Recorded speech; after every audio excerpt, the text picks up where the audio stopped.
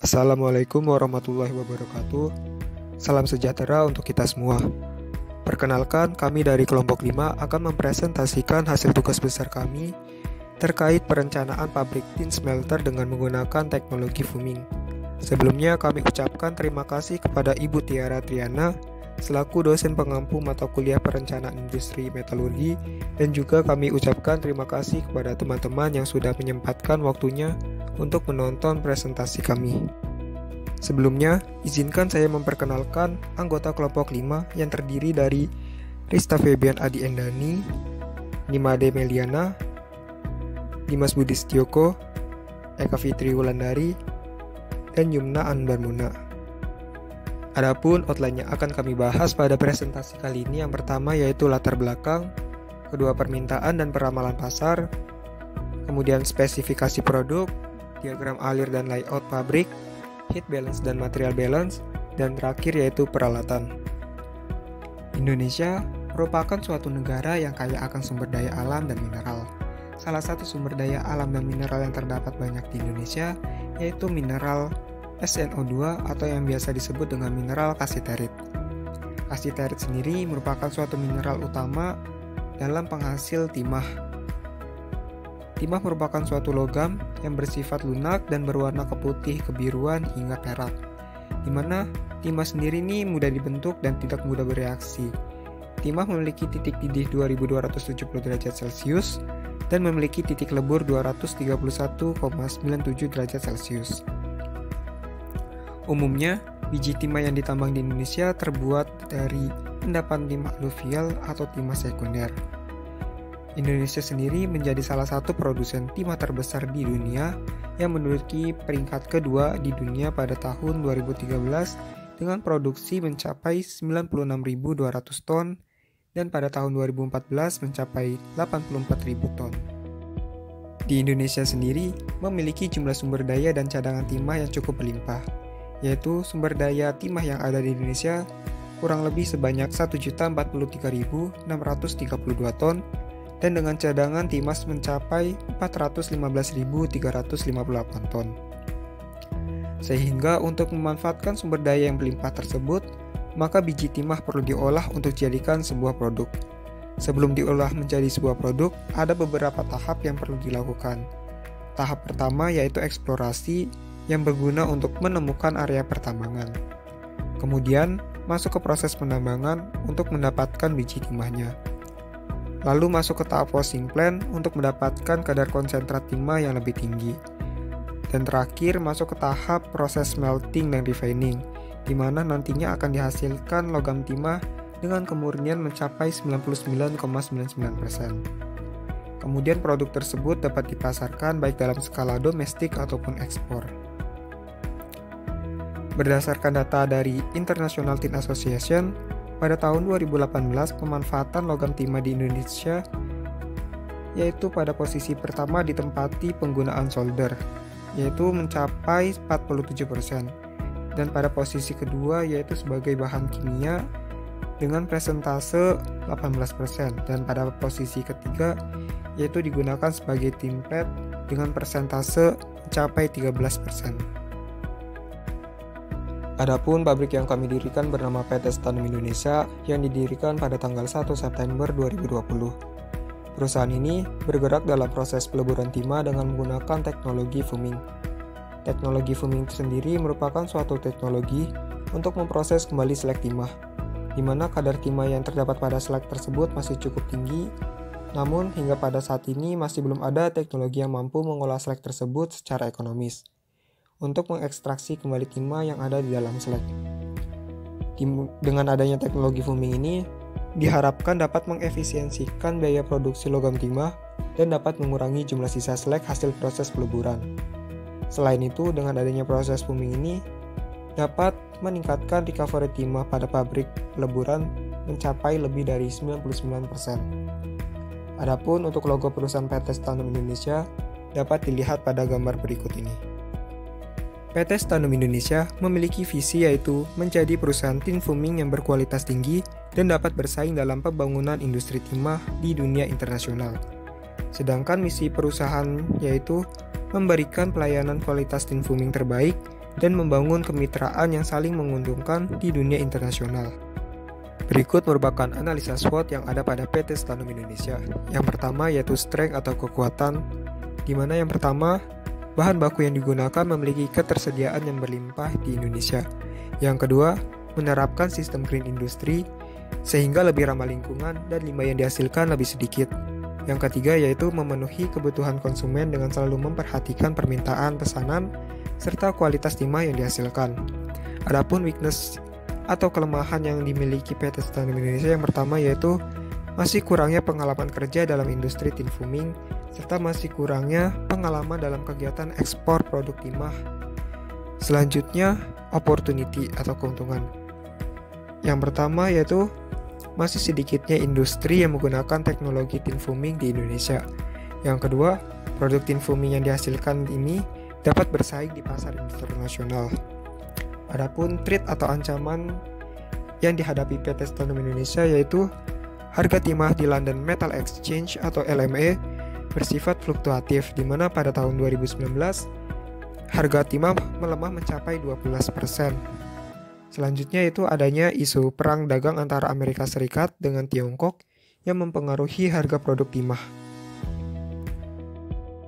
Menurut data dari laporan tahunan PT Timah tahun 2018 dan International Tin Association, produksi logam timah pada tahun 2014 dan 2015 adalah sekitar 27.000 ton.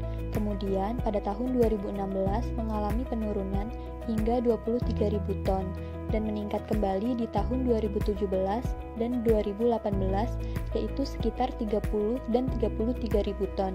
Sedangkan penjualannya pada tahun 2014 mencapai 26.000 ton dan pada tahun 2018 penjualan logam timah mencapai 33.000 ton. Kemudian, untuk data ekspor logam timah pada tahun 2012 dapat mencapai 101.000 ton. Dan pada tahun 2019, jumlah ekspor timah mengalami penurunan hingga 67.000 ton. Dari data-data tersebut, maka dapat dihitung permintaan pasar dari logam timah, di mana pasar industri sama dengan pasar efektif, yaitu produksi nasional logam timah dikurangi ekspor logam timah, sehingga dapat diketahui jumlah permintaan dari logam timah pada tahun 2014 sampai dengan 2018 adalah sekitar 23.000 sampai dengan 33.000 ton yang dapat dilihat pada tabel berikut ini. Untuk peramalan pasar logam timah dapat dihitung dengan time series analysis, yang merupakan analisa peramalan pasar menggunakan data permintaan dan penjualan dari tahun sebelumnya, yaitu 2014 sampai dengan 2018, yang dapat dilihat pada tabel berikut, di mana X merupakan faktor penyebab atau prediktor dan Y merupakan faktor akibat, yaitu nilai permintaan, penjualan industri, dan penjualan logam timah, sehingga didapatkan jumlah permintaan total logam timah dari tahun 2014 sampai dengan 2018 sekitar 14.000 ton dan penjualan industrinya sekitar 17.000 ton. Kemudian dilakukan analisa segresi dan korelasi dari variabel penyebab atau prediktor dan variabel akibat atau permintaan, penjualan industri, dan penjualan logam timah menggunakan persamaan linear Y sama dengan A plus BX, sehingga didapatkan nilai persamaannya untuk permintaan Y sama dengan 23.244 ditambah 15.197X, sedangkan penjualan industrinya Y sama dengan 63.288 plus 38.960X dan penjualan logam timahnya Y sama dengan 29.480 ditambah 18.145X. Sehingga untuk menghitung peramalan pasar dapat dilakukan dengan mensubstitusikan prediktor atau variabel X ke dalam persamaan linear yang telah didapatkan sebelumnya dengan menggunakan asumsi tahun yang akan datang, yaitu dari tahun 2019 sampai dengan 2030. Kemudian didapatkan data seperti tabel berikut, di mana peramalan pasar hingga tahun 2030 untuk permintaan pasar logam timah mencapai 279.000 ton, penjualan industrinya mencapai 564.000 ton, sedangkan penjualan logam timah mencapai 280.000 ton. Selanjutnya, untuk memperkirakan peluang pasar dapat dihitung dengan persamaan penjualan industri dikurangi dengan permintaan logam timah, sehingga dapat diketahui peluang pasar untuk logam timah dari tahun 2019 sampai dengan 2030 berkisar 80 sampai dengan 260 ribu ton, sedangkan pangsa pasar dapat dihitung dengan persamaan penjualan logam timah dibagi dengan penjualan industri dikali dengan 100%, dan dapat diperkirakan pangsa pasar logam timah dari tahun 2019 sampai dengan tahun 2030 rata-rata sebanyak 50.000 ton. Selanjutnya adalah perhitungan kesetimbangan material.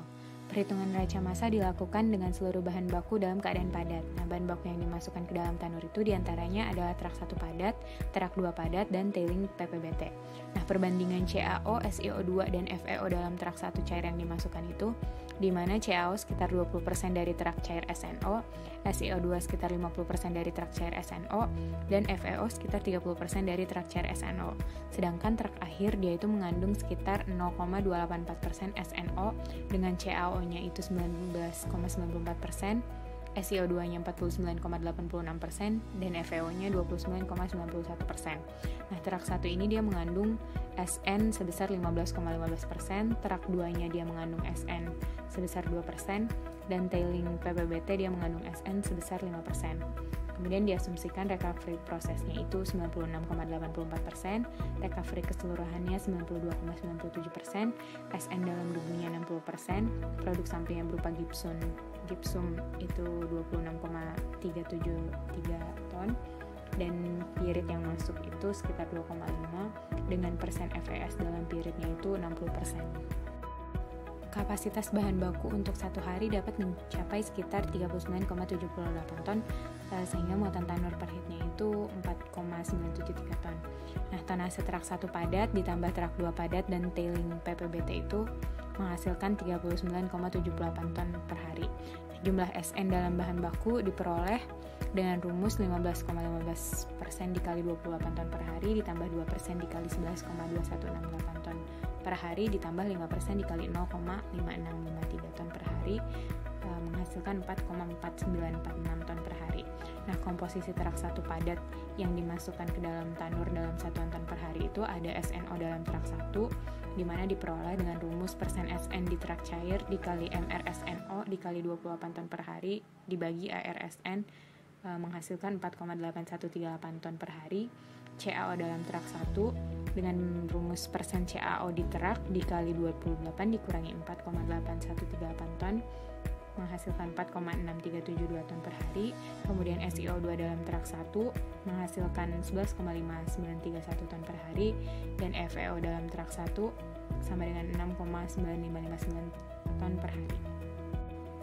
Kemudian ada komposisi terak 2 padat yang dimasukkan ke dalam tanur, yaitu ada SNO dalam terak 2 diperoleh dari rumus persen SN di terak cair dikali MRSNO dikali dengan 11,22 ton per hari dibagi ARSN, diperoleh hasil 0,2546 ton per hari.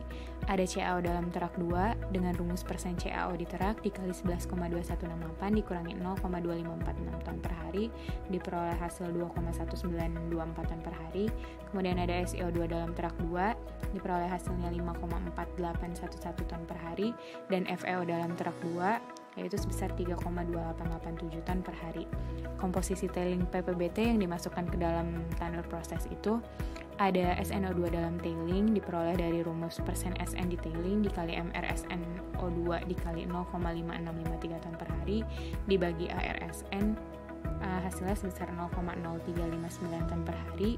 CaO dalam tailing yaitu 0 ton per hari. SiO2 dalam tailing diperoleh dari rumus 0,5653 dikurangi 0,0359 dengan hasil 0,5294 ton per hari, dan FeO dalam tailing 0 ton per hari.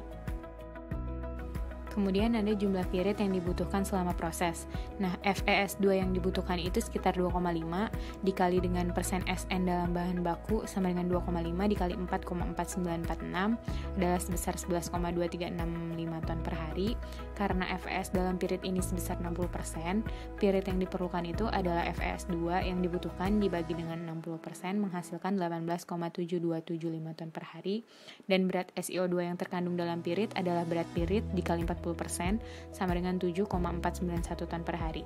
Nah, pirit ini dia akan bereaksi dengan timah oksida dari terak yang masuk dan menghasilkan FeO dan SNS. Nah, berat FeO yang dihasilkan dari reaksi tersebut adalah FeO yang dihasilkan dari FeS diperoleh dari rumus FeS2 dibutuhkan dikali MrFeO dibagi MrFeS2, yaitu sebesar 6,7363 ton per hari. FeO dalam terak akhir diperoleh dengan rumus FeO dalam terak 1 ditambah FeO dalam terak 2 dan FeO yang dihasilkan, yaitu sebesar 16,9808 ton per hari. Kandungan Sn dalam terak akhir yaitu sebesar 0,25%, sehingga komposisi terak akhir diantaranya itu ada SNO dalam terak akhir diperoleh dari rumus MrSNO dibagi ArSN dikali dengan 0,25%, yaitu sebesar 0,284%, CO dalam terak akhir yaitu 20% dikali 100% dikurangi persen SNO dalam terak akhir sebesar 19,94%, SiO2 dalam terak akhir diperoleh dari 50% dikali 100% dikurangi persen SNO dalam terak akhir yaitu sebesar 49,86%, dan FeO dalam terak akhir diperoleh dari 100% dikurangi SNO dalam terak akhir dikurangi dengan CO dalam terak akhir dikurang dengan SiO2 dalam terak akhir diperoleh hasil sebesar 29,91%. Maka berat terak akhir yang diperoleh itu adalah FeO dalam terak akhir dibagi persen FeO di terak akhir sebesar 56,7637 ton per hari. Nah, CO dalam terak akhir ini dia bisa diperoleh dari terak akhir dikali persen CO dalam terak akhir yaitu sebesar 11,3205 ton per hari. SiO2 dalam terak akhir sebesar 28,3013 ton per hari dan Sn dalam terak akhir diperoleh sebesar 0,149 ton per hari. Maka material yang akan dihasilkan itu adalah sebesar 56,764 ton per hari. Di sini saya akan menjelaskan heat balance di mana diketahui 1 kWh sama dengan 860 kcal dengan panas pembentukan slag yang diketahui 150 kcal per kilogram. Panas dalam tin cair diketahui 325 kcal per kilogram dan panas dalam slag diketahui 500 kcal per kilogram. Untuk NCV batubara sendiri diketahui 6000 kcal per kilogram. Untuk mencari heat input pada panas tenaga listrik dengan tegangan listrik 1500 kWh selama 3 jam didapatkan hasil 3.870.000 kcal. Dengan panas pembentukan slagnya didapatkan hasil 8.414.600 kcal dan panas pembakaran batu bara sebanyak 26,5 ton per hari didapatkan sebesar 159 juta kilokal. Sehingga didapatkan untuk heat inputnya dengan total 171.384.600 kilokal. Sedangkan untuk heat outputnya pada panas dalam tin cair didapatkan 39 juta, sedangkan untuk panas dalam slagnya didapatkan sebesar 28.382.000 kilokal. Sehingga untuk mencari panas hilang melalui radiasi, konveksi, konduksi, dan sebagainya dilakukan dengan mengurangi heat input dikurang dengan jumlah dari panas dalam tin cair dan panas dalam slag cair sehingga didapatkan hasil sebesar 104.2.600 sehingga untuk heat outputnya menjadi 171.384.600 kilokal. Selanjutnya adalah spesifikasi produk PT Stanum Indonesia. PT Stanum Indonesia menghasilkan tin murni dengan merek dagang tin fuming.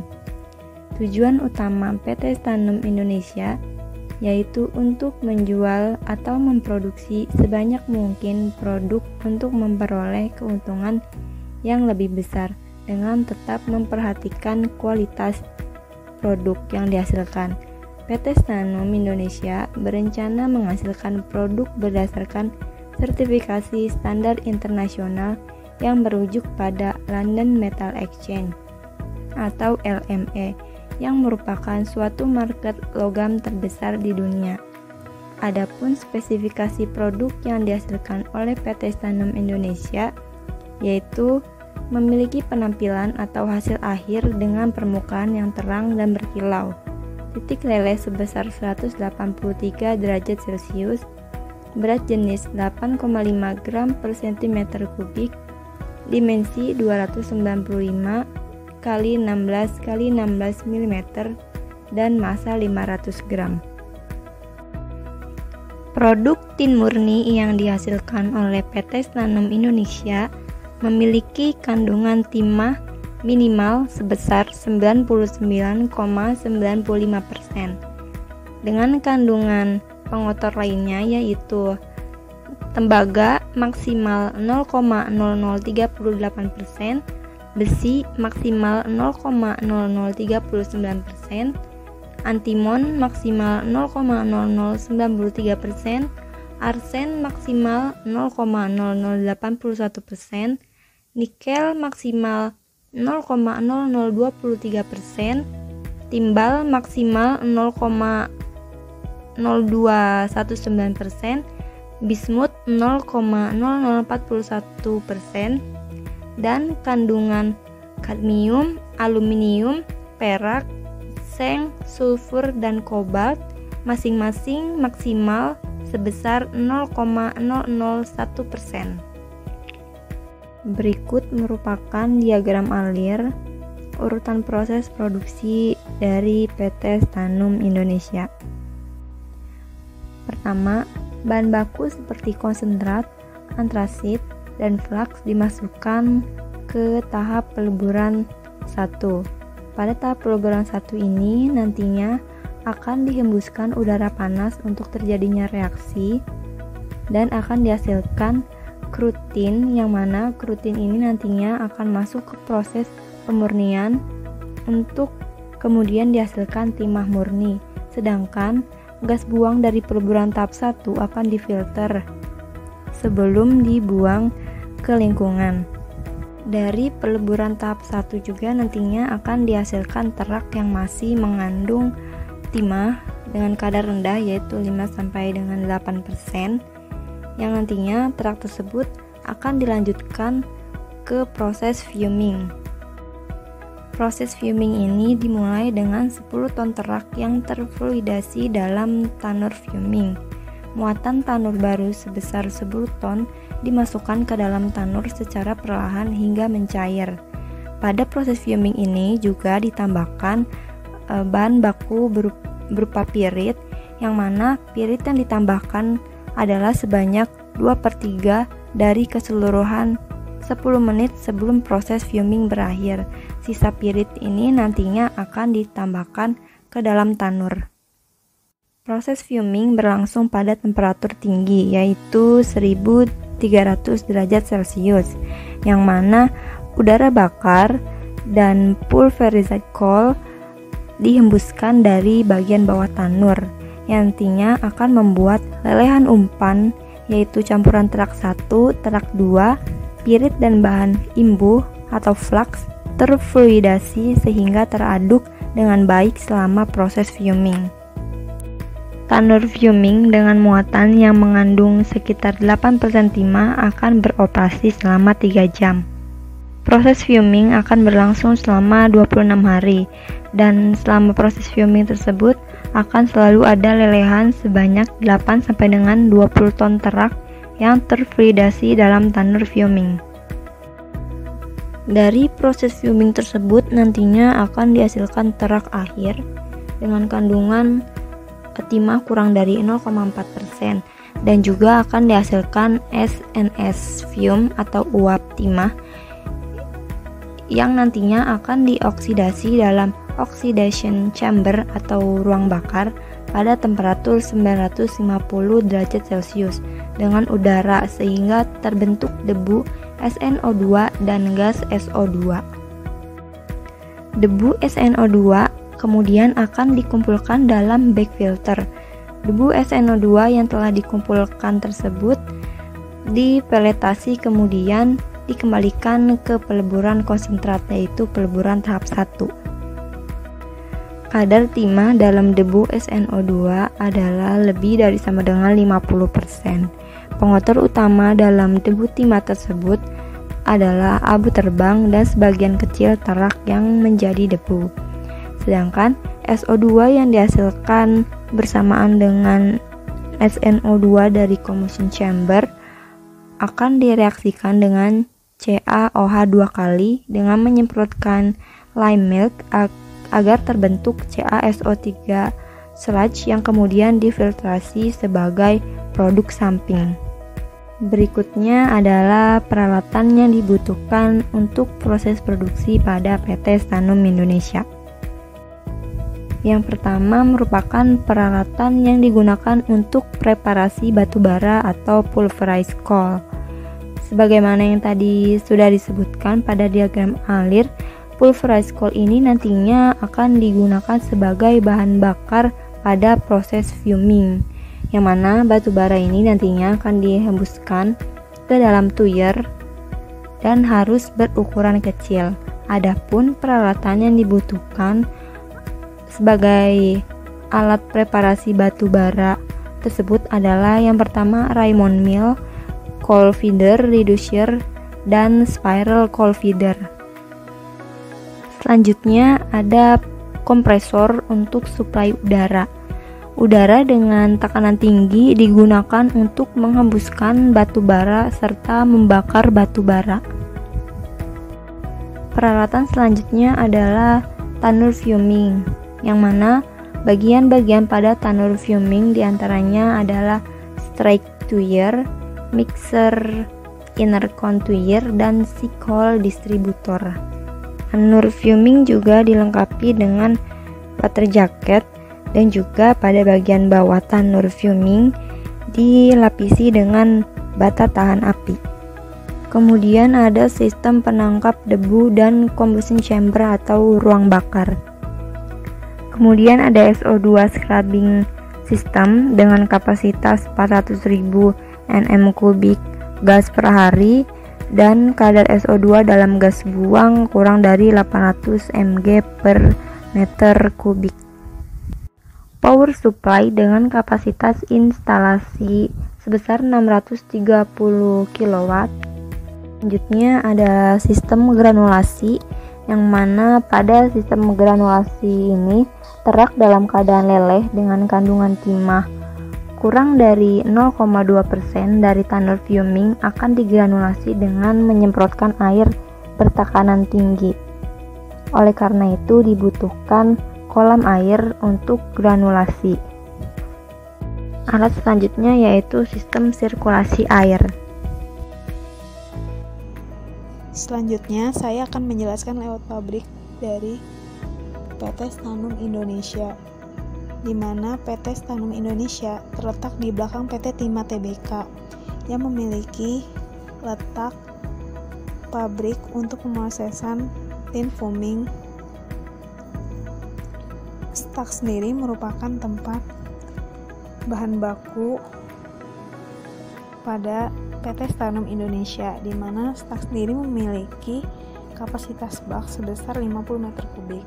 Sedangkan filter merupakan tempat untuk memfilter gas NSS yang terbentuk. Cooler merupakan tempat pendinginan, sedangkan combustion chamber merupakan ruang pembakaran di mana akan dilakukan fuming furnace yang memiliki bak kapasitas 800 meter kubik dan granulasinya berguna untuk tempat feed granular yang akan dimasukkan ke fuming furnace. Berikut ini merupakan tata letak pabrik PT Stanum Indonesia yang dapat dilihat pada slide berikut ini. Selanjutnya, saya akan menjelaskan aspek teknologi, di mana aspek teknologi pada sumber daya, bahan, dan energi pada PT Stanum Indonesia menggunakan sumber daya slag yang memiliki kadar timah 2% yang merupakan bahan buangan dari PT Timah Tbk. Potensi slag yang dapat diolah mencapai sekitar 26.920.312 kg. Sedangkan untuk prospek dan peluang pasarnya terletak di Bangka Belitung yang memiliki letak geografis yang strategis yang merupakan jalur perdagangan internasional. Setelah itu untuk transportasi pada jalur darat, untuk proses pemindahan bahan baku ataupun produk serta pengiriman barang keluar ataupun ke dalam pabrik. Sedangkan untuk jalur laut itu dapat digunakan pelabuhan sehingga memudahkan dalam proses pengiriman. Selanjutnya ketersediaan energi. Bangka Belitung sendiri memiliki pembangkit listrik sebanyak 68 unit dengan kapasitas sebesar 75.145.885 kVA dengan daya yang terpasang sebanyak 276.304 kW sehingga memenuhi ketersediaan energi yang dibutuhkan. Selanjutnya untuk tenaga kerja, untuk alumni universitas seluruh Indonesia yang berkompetensi dan berkualitas dapat memenuhi persyaratan, dan untuk penduduk sekitar diberikan peluang agar mengurangi jumlah pengangguran yang ada. Selanjutnya water supply. Ketersediaan air bersih terjamin dan kebutuhan air pada proses produksi dapat dilakukan dengan destilasi air laut. Sekian dari kelompok kami, kurang lebihnya mohon maaf. Wassalamualaikum warahmatullahi wabarakatuh.